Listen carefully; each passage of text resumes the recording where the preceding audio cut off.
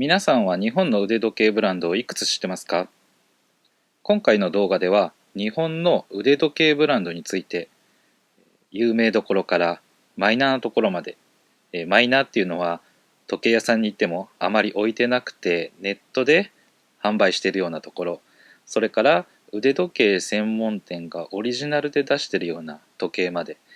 そういうモデルも含めてブランドを紹介していきたいと思います。まずは誰もが知っている大手の4社ですね。セイコー、エプソン、シチズン、カシオ。こちらについて紹介しておきます。セイコーとシチズンはね、腕時計メーカーというイメージあると思います。で、カシオはね、一応カシオ計算機っていうのが正式名称で、電卓とか、そういったものをね、最初は作ってました。ただ、今となっては、実はカシオの売り上げの58%がもう時計事業なんですよね。うん、だから時計メーカーって言ったらちょっと語弊があるかもしれないけども、時計メーカーって言ってしまってもね、もう今はいいぐらいの、企業になってます。でそれからエプソンはもともと諏訪製鋼社からのね流れでできた、会社です。ただ今は腕時計事業っていうのは売上の4.6% ぐらいしかなくて、それほど大きな規模ではないです。これはオリエントも含めた売上高ですね。うん、で売上規模は一番大きいんですけれども、この4社の中でほとんどがプリンター関連の売上で、腕時計事業というのはね、この4社で見ると一番、規模が小さい形になります。ここからは大手4社のそれぞれについてね、代表モデルを紹介していきます。まずはじめにセイコーです。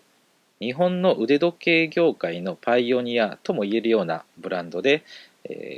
最近ねブランド再編っていうのをしていて、 GS は2017年、クレドールは2019年に独立させました。ですので今回セイコーブランドということで一緒にしてますけれども、一応厳密にはね今別ブランドになってます。セイコーが作ってることは間違いないので、今回はね一緒のブランドというくくりでやってます。でブランド再編っていう話なんですけれども、これまでねいろんなシリーズをセイコーは作ってきました。でそれぞれのね、シリーズでちょっと住み分けがうまくいってないところがあったりしたので、最近ではねいろんなシリーズが住み分けするように整理してます。ですので今回ね説明するところと、合わない部分だったり例外なんかがたくさんあるんですけれども、大雑把に言うとこういう感じになってますっていうことでね、紹介させていただきます。セイコーにはね有名なモデルいろいろありますけれども、フラッグシップとなるとねグランドセイコー GS ですね。それからドレス系のクレドール、それからラグジュアリースポーツ路線のガランテっていうね、シリーズがあります。この3つが、主なね高価格帯の、モデルになります。でそれから時刻修正機能がある GPS 時計のアストロンというモデル、それから電波時計のブライツ、それから機械式のプレザージュ、スポーツウォッチのプロスペックス、レディースはルキアエクセリーヌ、手軽なドレス系、きれいめな腕時計ってことですね。でドルチェっていうものもあります。でそれから若者向けのポップで低価格な、シリーズとしてアルバワイヤードがありますし、万能機械式、ちょっとね、大げさかもしれないですけどセイコー5といったね、シリーズがセイコーにはあります。セイコーホールディングスのウェブサイトには投資家情報として、中期経営計画、これは2019年からのものなんですけども、見ることができます。でこれを見るとね、今後の成功の方針っていうのがね、なんとなく分かる形になるんですけども、そこで書かれてたのは選択と集中、それから中高価格帯へのシフト、中高価格帯の強化ですね、そういった内容が書かれてます。最近のね新しく投入された新作とかを見ると、やっぱり独立させた GS とかクレドールはよりねプレミアムなモデルを投入したり、それからプロスペックスプレザージュもうね今までなかったような価格帯の商品を投入したりしてます。で有利子負債がね、こう順調に減ってきたので、ここからね攻めの経営になりますということでね、成功は謳ってやってます。セイコーの今後の機械式の強化、それから中高価格帯へのシフトということでね、次にね、機械式ムーブメントの階層を、見ておきたいと思います。で、セイコーは、いろんな機械式のムーブメントを持ってるんですけれども、そのムーブ系列で価格帯がはっきりと、ね、分かれてます。で、ここで挙げてるモデルは全てね、搭載したモデルがセイコーを販売してるわけではなくて、セイコーインスツールのね、生産拠点である盛岡セイコー工業、そちらに雫石高級時計工房っていうのがあります。で、そこでね、セミオーダーメイドをね、受け付けてるんですけども、その雫石でしか、買えないモデルとか、雫石ブランドでしか買えないムーブメント、それから外販のみのムーブメントとかいろいろあるんで、それはね、ちょっとカッコでね、付け足してます。セイコーの高価格帯のモデル、さらに機械式のモデルですね。そこで載せられているのはだいたい 9S、68、あと 8L ぐらいまでです。で、中価格帯ってなると 6L、それから 4S です。で、4S は、今ではね、普通のラインナップの中にはないんですけれども、雫石でのみね、扱ってます。で、それから、6R、4R、7S。このあたりは、低価格帯から、中価格帯ぐらいまで、どれもね、結構幅広く使われてるんで、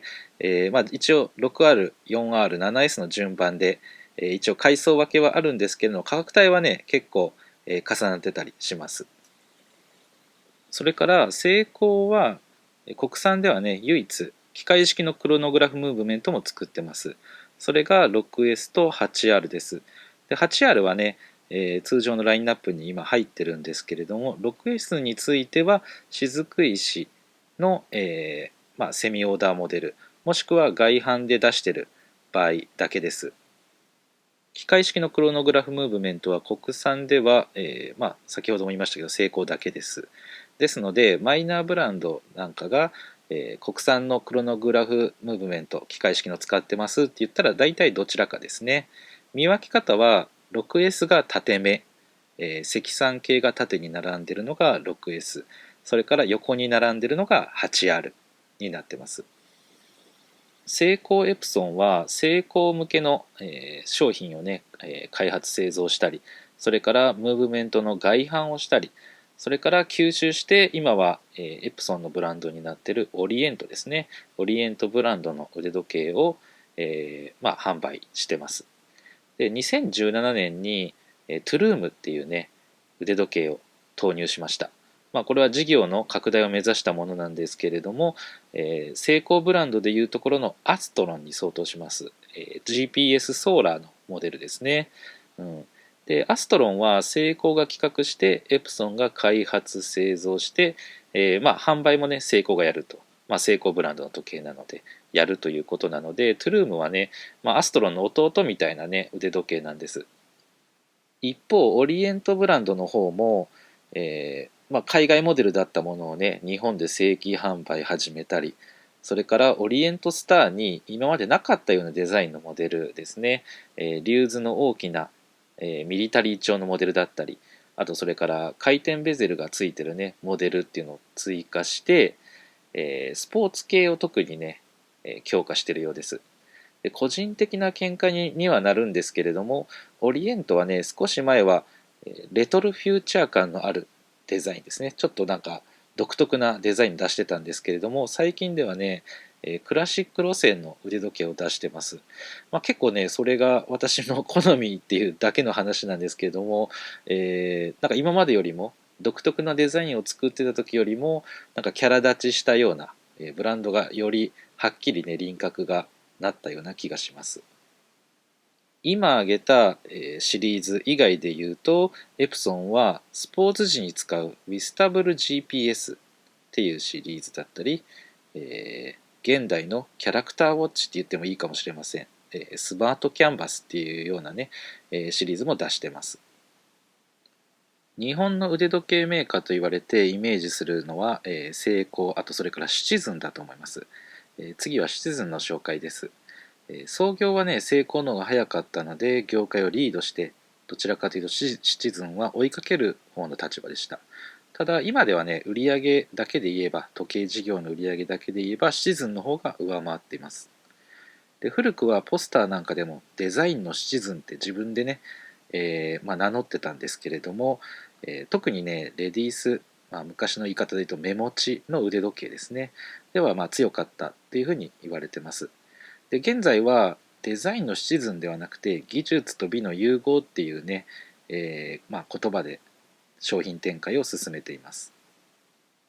シチズンの高級モデルというと、ザ・シチズンとカンパノラ、この2つのシリーズです。これがもともとあったんですけれども、最近では厚さ1ミリのムーブメントを使ったね、エコドライブ1っていうシリーズ、それから今年になって腕時計出ましたけれども、年差1秒のね、エコドライブを投入してます。で、この2つもね、非常に高価格帯の商品で、個人的な感想なんですけども、エコドライブ1のデザインはね、本当にかっこいいなと思います。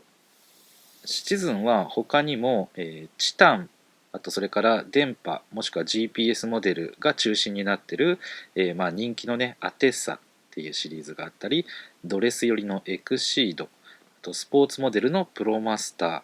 で、レディースはクロスシートウィッカっていうのがあります。で、低価格はレグノと Q&Q で、インディペンデントはどちらかというとファッションウォッチのようなね扱いのシリーズです。先ほど紹介したセイコーが既存のブランドを再編して、ブランドをね強化しようとしてました。一方のシチズンはマルチブランド戦略っていうのを、取ってます。で、2008年にもともと関係の深かったアメリカのブローバーを買収してます。それから2012年には、ムーブメントメーカーのラジュペレ、ここはスイスのアーノルドサン・アルピナ・アンジェラスっていうようなねブランドを、持ってる企業です。で、それから2016年には同じくスイスのフレデリック・コンスタントを、買収してます。シチズンはグループ会社にミヨタ、これは通称ですけれども、正式にはシチズン時計マニファクチャリングですね。こちらがムーブメントの生産をしてます。ですので、低価格帯、中価格帯、あと高価格帯の、一部ですね。こちらはミヨタで、製造して、そして、超高級モデル、あと高級モデルはラジューペレっていうね、機械式の住み分けも進めて、競争力を強化しているっていう形です。大手4社のうち最後に紹介するのがカシオです。で、腕時計事業は一番遅く始めたんですけども、この中では現在ではね一番時計事業の売り上げが大きい企業になってます。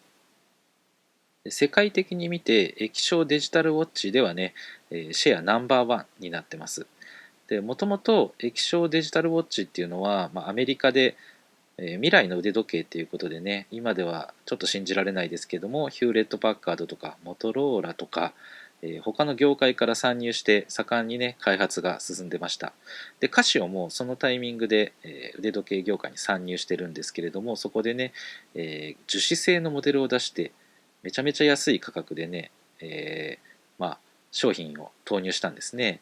ですのでそういうのがあって、よその業界から入ってきたメンバーがカシオに全部駆逐されてしまったっていう、唯一その時に参入して生き残ってる、メーカーといっても過言ではないと思います。で、さらにすごいのは1983年に G-SHOCK を開発したことです。で、今でもカシオの主力ブランドになってるんですけれども、早い段階でねこういうタフでスポーツに耐えるようなモデルに目を向けてたのがすごいですね。それが、今ではこう時代に合致して、売り上げとしては日本のブランドの中でトップになったんだと思います。カシオの代表モデルは、G-SHOCK ですね。それからスポーツモデル、特に登山などのアウトドアを意識したプロトレックっていうのもあります。それからアナログの、スタンダードな時計、少し高価格帯の方がオシアナスで、少しそれより中価格帯、安いのがエディフィスですね。この辺はセイコーのアストロン、ブライツ、シーズンのアテッサと、ちょうどね、競争するような関係にあります。で、低価格でね、いわゆるチプカシと呼ばれるようなねスタンダードっていうシリーズもあります。それから G-SHOCK の女性版ベビー G、とかがね中心的なモデルです。カシオの腕時計は、G-SHOCK のようなタフさを追求したモデル、それからチップカシのような低価格路線のモデルで、液晶デジタルウォッチ全体にあるんですけれども、ちょっとレトロなね、イメージもあります。でこういったねいろんなイメージのあるカシオの時計がどういうところでね使われているか、出た映画とあと愛用する著名人を紹介したいと思います。有名な G-SHOCK のシリーズにスピードモデルと呼ばれるものがあります。映画スピード、これはキアヌ・リーブスが主演でね人気となった映画なんですけども、そこで主人公のキアヌ・リーブスがつけていたのがカシオの DW5600C1V ですね。今では、カシオもね公式にスピードモデルという表現を使ってます。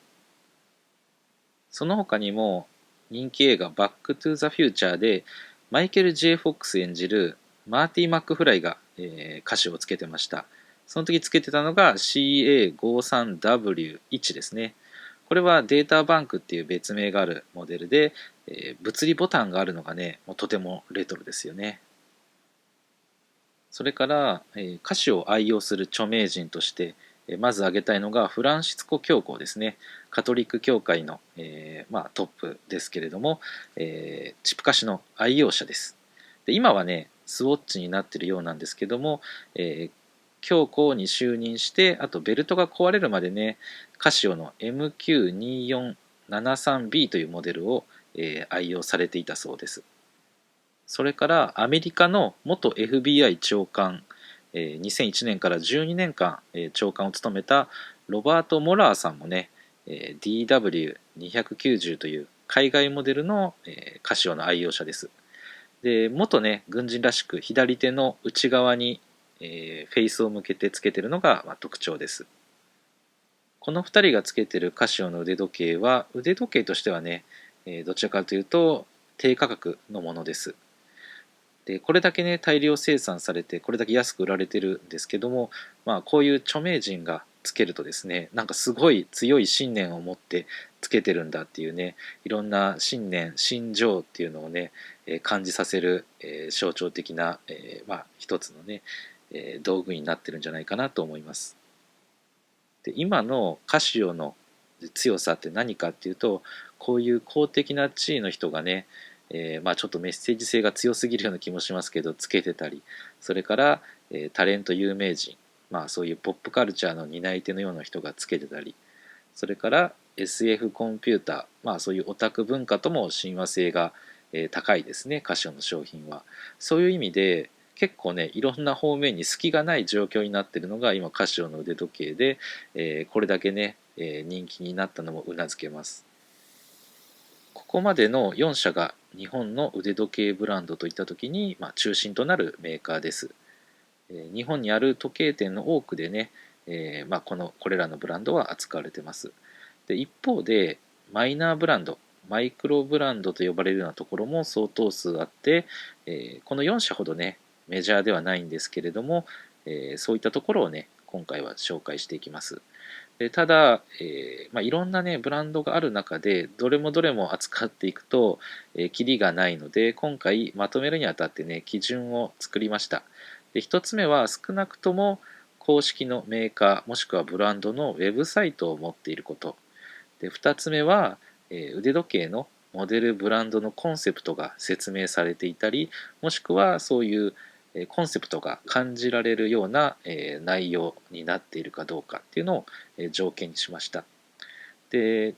ウェブサイトがあるっていうことはねある程度の規模を持ってやっているっていうことで、個人でちょっとなんかフリマで売るみたいなものではないですね。で2つ目の、自社ブランドの、コンセプトがあるかっていうのはやっぱりブランディングをちゃんとしてるかどうかちゃんとしてたらやっぱりブランドとしてねしっかり成り立ってるっていう感じがするのでそういうコンセプトがはっきりね書かれてないところは今回は扱わないことにしてます。リコーはコピー機複合機デジカメなどを作ってるあのリコーです。リコーがね腕時計を作っているというのを初めて知ったっていう人もねいると思います。実はリコーは伝統ある腕時計メーカーでもあるんです。でリコーグループの中で腕時計を作っているのはリコーエレメックスという会社で、もともと高野時計製造所として始まりました。で1957年に腕時計を発売して、これからっていう時にね、伊勢湾台風の被害で、工場がね、もう壊滅的な被害を受けます。でそこでリコーが出資して再建して、で今ではリコーグループの会社になってます。で1971年にはセイコーに続いてクォーツ式の腕時計、リクォーツっていうのを、発売します。でシチズンはねブローバと組んで音差式を研究とかしてたんで遅れを取ったというのもありますが、クォーツ式では日本で2番目になった腕時計メーカーです。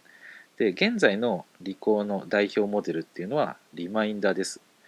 名前の通りねバイブレーションアラーム機能がついてます。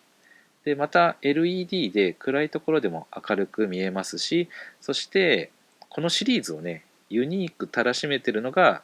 充電方式をとってるっていうところです。で腕時計スタンドに腕時計を置くと充電されるっていう非接触充電で、フル充電で1ヶ月持つようです。その他にソーラーモデルもあって、このリマインダーとソーラータイプがリコーのラインナップになります。で現在はなくなってるんですけれども、リコーイメージングっていうところから WG というシリーズ、これはスポーツモデルのカメラとかをねこう出してるんですけど、その、アクセサリーというかシリーズの中で、リマインダーのスポーツタイプって言ってもいいねモデルが出てました。なので、これからね、今はラインナップそんなに多くないですけれども、そういう試みはしてますので、またいろいろと展開があるかもしれません。これは限定数のモデルなので、紹介は最後にしましたけれども、2018年に80周年を記念して機械式で高野ブランドを復刻したりもしています。でこれはね、シチズンのミヨタの90系ムーブメントを使ったりですね、デザインもシンプルでサファイアクリスタルのドーム型の風貌というような形でクラシカルな雰囲気の時計です。で1998年、60周年記念の時にもね復刻があったようなので、今後も会社の節目にねこういうのが作っていくかもしれません。ミナセは共和製鋼の腕時計ブランドです。共和製鋼の創業すぐ、1964年に、同社は腕時計の側ケースにね穴を開けるための、段付きドリルを開発します。でこの段付きドリルはねラグ穴、バネ棒を入れるための穴を開けるために使っていたようです。で1974年には外装も手掛けるようになって、1988年に腕時計そのものも製造し始めています。そして2005年にミナセブランドを立ち上げて、ブランドとしてはね若い部類なんですけれども、会社自体はね創業当初から腕時計と関わってきた形になります。ミナセの特徴は凝ったケースのデザインです。で正面からでは分かりづらいので角度を変えて撮っている画像も、合わせて載せてます。でホライゾンはケースの中心からラグまでが曲線で構成されていて、正面から見ると四角で、直線主体で角度が変わると曲線主体になって、非常に面白いデザインだと思います。で同じ四角のケースで他には7ウィンドウ、5ウィンドウというモデルもあります。でこちらはケース側面もシースルーの仕様になってます。でシースルーバックっていう形でね裏蓋が透明なのはよくあると思うんですけど、こちらはそれを側面まで採用しているっていうモデルです。でさらに、ディバイドはケースが何層に分けられたパーツを組むことで、成立するような作りになってます。で現代の時計っていうのは金属から削り出したり、もしくはね一体成形で作るのが、主流なんですけど、それをね、レゴブロックを組むようにしてこうケースにしているっていうのがね、発想も面白いし、あとすごいなと思いました。C レーンは見ていただくと分かると思いますが、巨大なリューズプロテクターが特徴なブランドです。右端にある2つのようにそれ以外のシンプルなタイプっていうのもあるんですけれども、ブランドの代表的なデザインというと左リューズに巨大プロテクターのタイプです。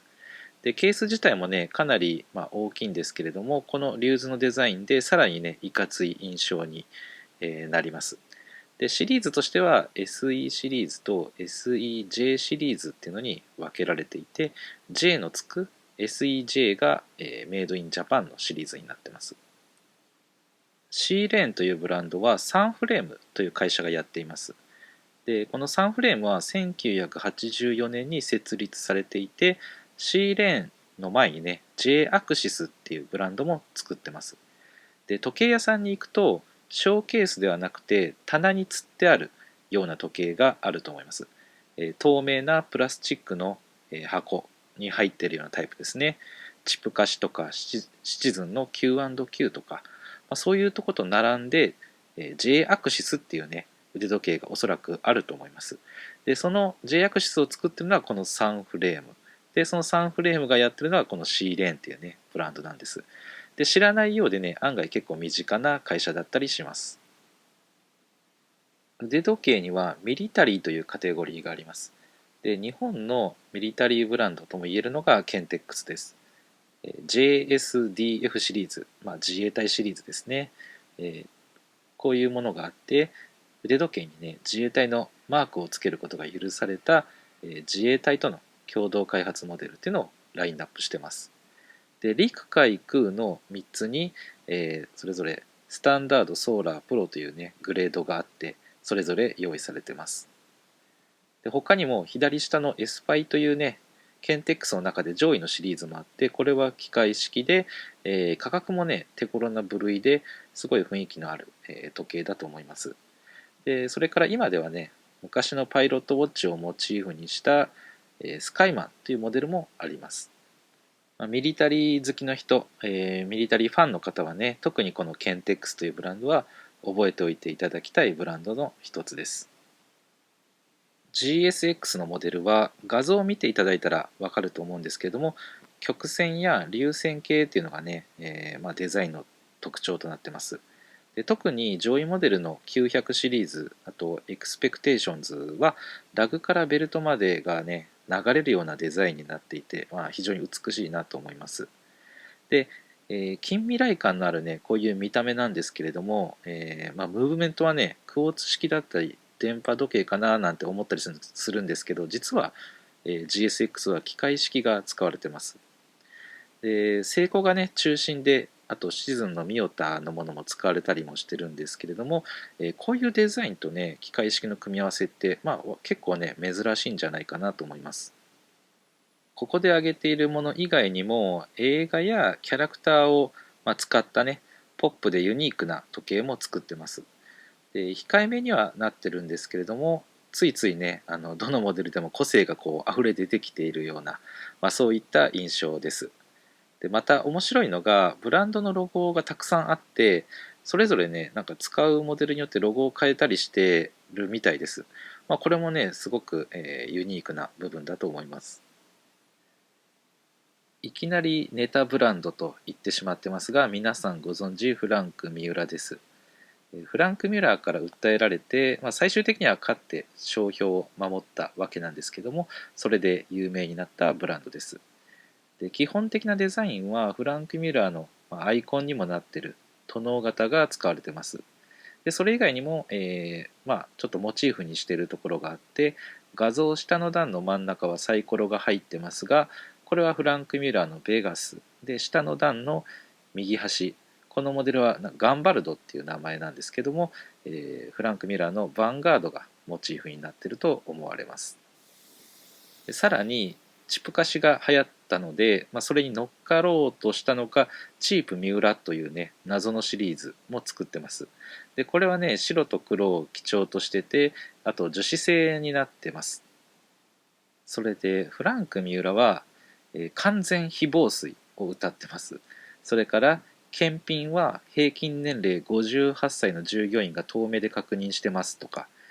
縮れ毛が混入してた場合は返品対象ですが、商品の傷が入ってた場合は返品対象ではありませんとか、で急に時計が止まった場合は持ち主の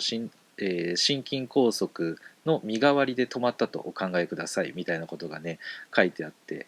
ネタブランドとしてはねその商品そのものだけでなくて結構外堀もちゃんと固めてる感じがして、個人的には好印象でした。それでフランク三浦を運営しているのはディンクスという会社です。でここはなくなってしまったんですけども、 B バレルというねブランドもかつてやってました。で今でも、マニア人気のあるちょっと特殊なブランドで、ここではね詳しく説明はもうしませんが、ものづくりの情熱っていうのはねしっかり、このブランドはあって、実はね結構真面目にふざけてる、ブランドなんだと思います。次のスポール、 SPQR と書いてスポールと読みます。ここは諏訪製鋼社、製鋼エプソンですね、こちらに入社して、その後独立した清水新六さんという方のブランドです。で画像にあるようなねレトロ感のあるデザインが特徴となっています。ただ単にねレトロっていうわけではなくて、どこかしらこう丸みを感じさせるところだったりスタイリッシュな部分があって、レトロ感がねちょっとこう洗練されたレトロ感なんですよね。だからこう品があってね綺麗な時計だなと思いました。で機械式はオリエント製、クォーツ式はエプソン製のムーブメントが使われています。でプレミアムなモデルには有手焼きダイヤルのものもあったりと、いろんな工夫がされてます。それで珍しいのはナースウォッチ、看護師さんが使う吊り下げるタイプの、時計ですね。で画像は普通の下げ時計と同じ向きなんですけれども、胸からね吊ってあるのを逆さまで見て時間が分かるように6時方向に留め具がついてあるものが、結構主流です。で名前はナースウォッチなんですけれども、仕事上腕時計がつけられないっていう方はね、もし使えるんであれば検討してみても面白いんじゃないかなと思います。フルボデザインは同志社のやっているブランドです。で腕時計だけではなくてメンズのバッグとかね財布なども展開している、ビジネスマン向けのブランドです。でラインナップを見ていただくと分かると思うんですけれども、機械式でオープンハートもしくはスケルトンにしてね、中が見えるようにねしてるんですね。でそういった機械式のモデルが中心になってて、クォーツ式は薄型でこう綺麗めな感じなんですけれども、一方機械式は遊び心の多いデザインになってます。で面白いのはフルボデザインのバッグとか財布っていうのはスタンダードなものが多いんですね。デザインが落ち着いた感じで、もちろんカジュアルなものもあるんですけれども、中心なのはビジネスマンが持ち歩いても浮かないような落ち着いた、感じのデザインです。で一方で腕時計はどうかっていうと、こういう感じで遊び心がとても多いんですね。で企画してる人の考え方もあるんじゃないかなと思うんですけど、腕時計はね少しぐらい遊んでいいんだっていうようなねこう価値観がこう透けて見えるような気がします。で腕時計以外にも、扱ってるのでこうちょっとファッションウォッチなイメージを与えるかもしれませんが、結構ね本気なモデルも作ってます。で今では廃盤になってるんですけれども、ミヨタの90系の、多神ムーブメントを使ったりしてます。こういうね、いいムーブメントは基本的にはファッションウォッチではね基本使わないので、こういうところでもねこうなんか本気度を感じさせるブランドです。ノットは2014年に設立されて2015年に腕時計を販売し始めた、非常に若いブランドです。メディアでのね露出が多かったり、若者受けが良くてね、有名になったところでもあります。結構ね知ってる方も多いかもしれません。でデザインはシンプルで、現代的です。でもともと社長の遠藤博光さんという方がねいまして、輸入代理店でデンマークブランドのスカーゲンを扱ってたようです。でスカーゲンっていうのはねダニエル・ウェリントンと同じくこうミニマルなデザインで若者の支持を集めたブランドです。で私の想像なんですが、そういうデザインのものをメイドインジャパンでやろうっていうのが、ノットなんだと思います。ノットは腕時計本体とストラップを組み合わせて買うのが特徴なんです。で、私はね、金属のベルトより革とか、他のね、素材の方が結構好きだったりするので、ノットがいろんなこう伝統工芸のメーカーとコラボしてストラップ作ってるのはね、いいなと思いましたね。デザインも他にね、あんまりないような、面白いものだったり、使ってる素材がそれぞれこうね、ストーリーがあって、こう目の付けどころがね、すごいなと、思いましたね。あずさは2004年に南安製鋼が立ち上げたブランドです。南安製鋼は1967年から続く、歴史を持ってまして、当初はね、精密機器光学機器の組み立てとか部品加工をしてたようです。で、1980年から時計分野も手掛けるようになって、2004年に時計や復刻堂というね、腕時計の修理販売、製造する部門会社を作ってます。あずさには2つのシリーズがあります。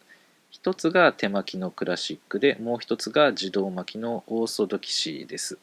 で、それぞれね、オリエントとミヨタのムーブメントが使われてます。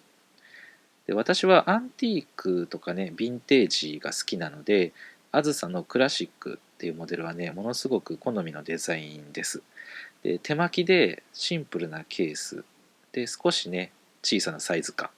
で、ドーム型の風貌とね、押さえるところをしっかり押さえてます。で、特に私が注目したいのは文字盤の秒の刻みですね。このメモリ部分がドットになっているところです。で、日本の古い腕時計は案外ドットメモリが少なくて、線のものがほとんどですね。で、古いスイスの腕時計なんかは結構ドットが使われたりしてて、で、メイドインジャパンで、現代のものなんですけれども、そういうちょっとね、舶来のテイストも実は入ってるっていうのがこのクラシックなんです。一方、オーソドキシはシンプルで飾り気がないんですけれども、現代的で清潔感があるデザインになってます。で、面白いのは南安製鋼のウェブサイトにはですね、会社案内という感じで社長の小林智之さんの画像が写ってるんですけれども、そのねバックというか背景はオーソドキシーのポスターなんですね。だから結構ね、腕時計事業への強い思いがあるんじゃないかなと思います。クルキテは2004年に設立されたアトロジーという会社のブランドです。で、ラインナップを見ていただくと、分かる通り、一般的な腕時計とはね、一線を画したデザインが特徴です。で、いろんなデザインがあるので、一概には言えないんですけれども、スチームパンク的なデザインのものが多いように思います。で、経年劣化したようなね、加工がされて、漫画とかアニメ、あと映画とかに出てきそうな独特のね、世界観があるデザインです。それで受注販売っていう形をとっているので、どこでも買える時計ではないんですけれども、公式のオンラインショップで注文したり、あと実店舗があるようなので、そこでも買えるみたいです。腕時計は欲しいけれども、人と同じものが嫌っていう方にとったらね、カスタマイズしてオリジナルの時計を作るっていう選択肢もあるんですけれども、こういうクルキテのような独特のデザインの時計を手に入れるっていうのもね、大きな選択肢の一つかなと思います。ルノータスは2016年に創業したブランドです。で、ネットでね、ウェブサイトから、ケースとか文字盤とか針、あとベルトをカスタマイズしてね、オリジナルの時計が作れるっていうのが特徴です。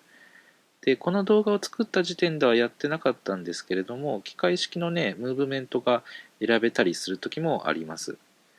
で、画像のモデルは私が、作ったね、組み合わせ例です。結構ね、いいんじゃないかなと、かっこよくできたんじゃないかなと思います。で、ドーム型風貌とか、あとフルーテッドベゼルとか、あとシェル文字盤とかね、そういう、ここにこだわりたいみたいな結構要素がね、こう自由に選べたりするんで、そういうこだわりを持つ人からすると自分のこうイメージを形にできる、夢のようなね、ブランドじゃないかなと思います。で、海外のメーカーでもね、同じようにカスタマイズをして、販売しているところあるんですけれども、ルノータスはね、奈良の天理に自社工場があってそこで製造してますので、ネットでの取引になるのもありますし、アフターサービスが気になるところなんですけれども、その部分はね、日本でやっているっていうことで安心感があるかもしれません。モノローグは竹藤という1979年設立の会社が2016年に立ち上げたブランドです。でルノータスと同じくセミオーダーの仕組みになってて、それを売りにしてます。で実は腕時計を製造しているのは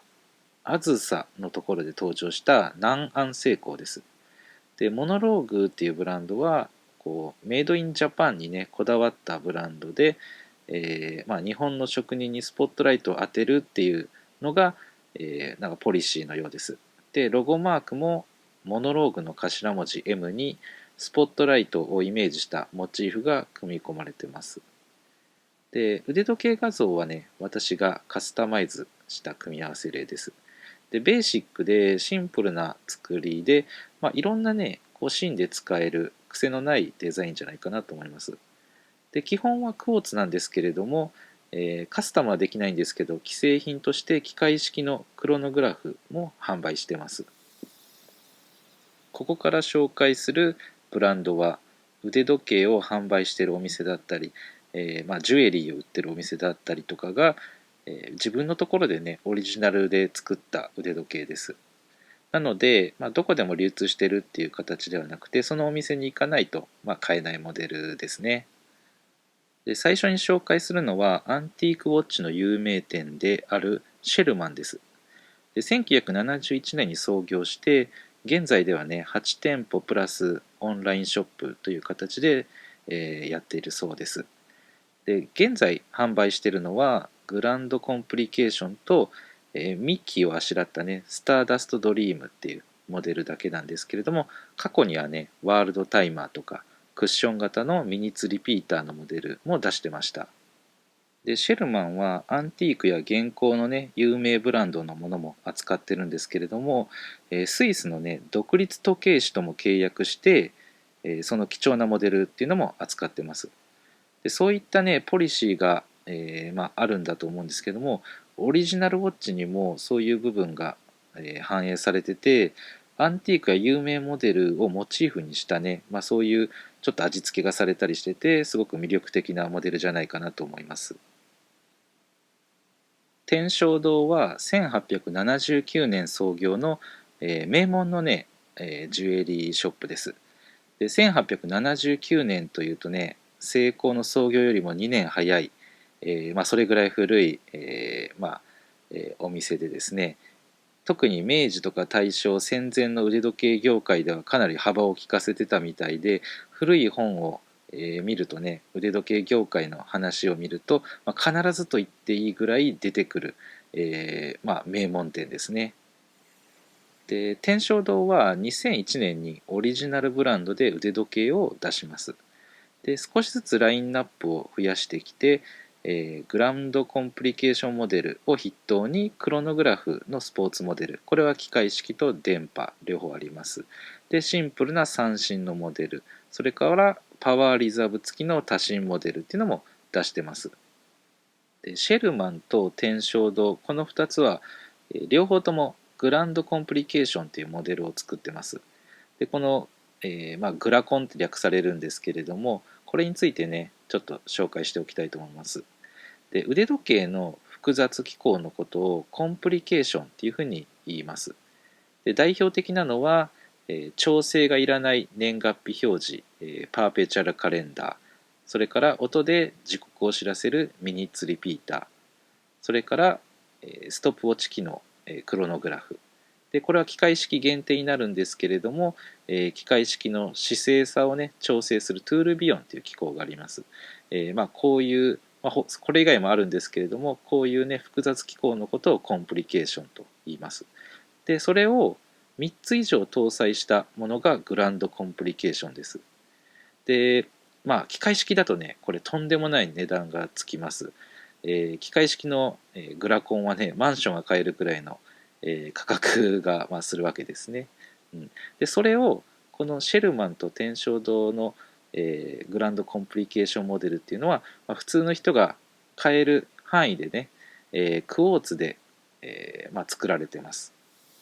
シェルマンも天正堂も、両方ともね名門店なのでグランドコンプリケーションの機械式っていうのはね扱ってます。ただ、普通の人がね買えるような金額じゃないので、そういった時にやっぱり来たねお客さんとかからいろいろ要望があるんだと思いますけども、グランドコンプリケーションっていうのをこの両店はね、オリジナルモデルで持ってます。腕時計の雑誌や本を読むと、業界でね有名な方の記事とか特集っていうのが載ってたりします。で本も出版してて、そうした、有名人の一人が大安堂の栗崎健一さんです。大安堂の店主なんですけれども、その方が企画したオリジナルウォッチがあります。で現在ね、第4弾までね出ているようで、ここで紹介しているのがその4つです。日本のマイナーブランドの多くはセイコーとかシーズン、あとオリエントからねムーブメントの、供給を受けるというか、買ってですねそれを使ってます。でタイアンドのオリジナルウォッチはちょっと特殊なんですね。第1弾は、ミネルヴァ、これはその後モンブランに買収されてますけれども、そのムーブメントを使ってます。第2弾は、クロノグラフで有名なヴィーナスを使ってます。でこれはどうやって手配したのかちょっとよくわからないですけれども使ってるみたいです。で第3弾はラジューペレ、今はシチズンの傘下になってるあのラジューペレですねのムーブメントです。で第4弾は、レビュー当面のムーブメントを使ってるそうです。で全てね手巻き式なんですよね。こういうところに、並々ならぬこだわりを感じます。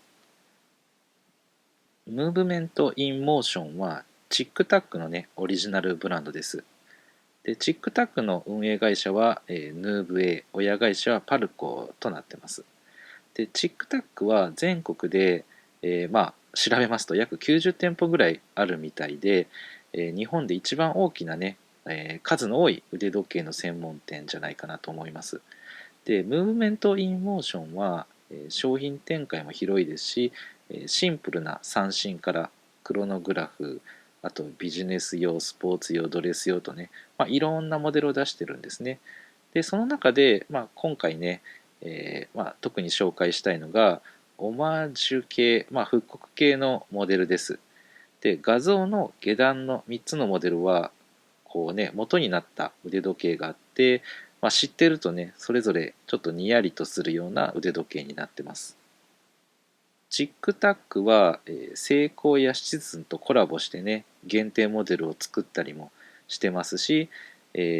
最近ではねムーブメント・イン・モーションブランドではないんですけれども、日本人独立時計師のね浅岡はじめさんのクロノ東京をチックタックとコラボでね出したりして、